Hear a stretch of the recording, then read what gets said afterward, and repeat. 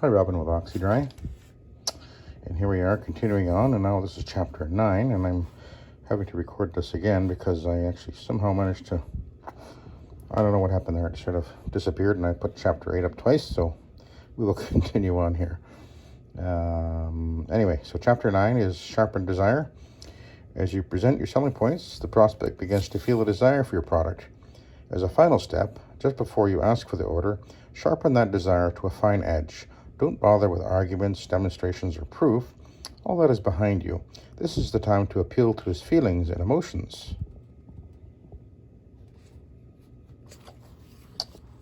The first step is to make the prospect feel how unsatisfactory his present situation really is.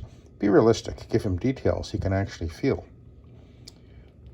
Show him what it is costing him, what he is losing by not owning your product or choosing your service. And don't forget his emotional dissatisfaction as well. Then paint a picture of his future satisfaction in owning your product or choosing your service, of course. Be sure to add the little details that make the picture real.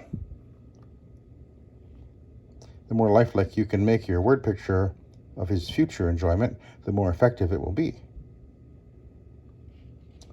After you've built up his desire, take a minute to minimize the cost. It isn't sufficient that the prospect desires your product. He must also be willing to part with the money. I would say, as a carpet cleaner, point out the value of your product. In our case, we include everything, such as sanitizing, deodorizing, anti-allergen treatment, and a protector. And so they understand the true value of what they're getting. One way to make this as painless as possible is to show him the value that exceeds the price. Oh, just like I just said. How about that? Remind him of features that seem to justify the higher price, which is what I just said. Another way to minimize the price is to quote it in terms of daily cost, weekly, or monthly payments. Or you can show that the price is low compared with the savings to be gained by using the product.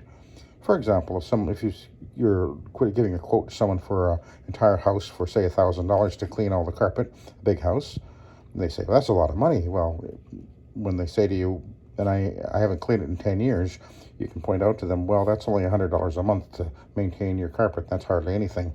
And they'll realize that, yeah, that is pretty cheap after all. It's a perceived value. However you do it, this is the point to remind him that the price is really low. And don't be timid about it. If you are timid about the price, you cancel out your whole sales presentation. You say, in effect, it isn't really worth the price. Ooh, it really isn't worth the price.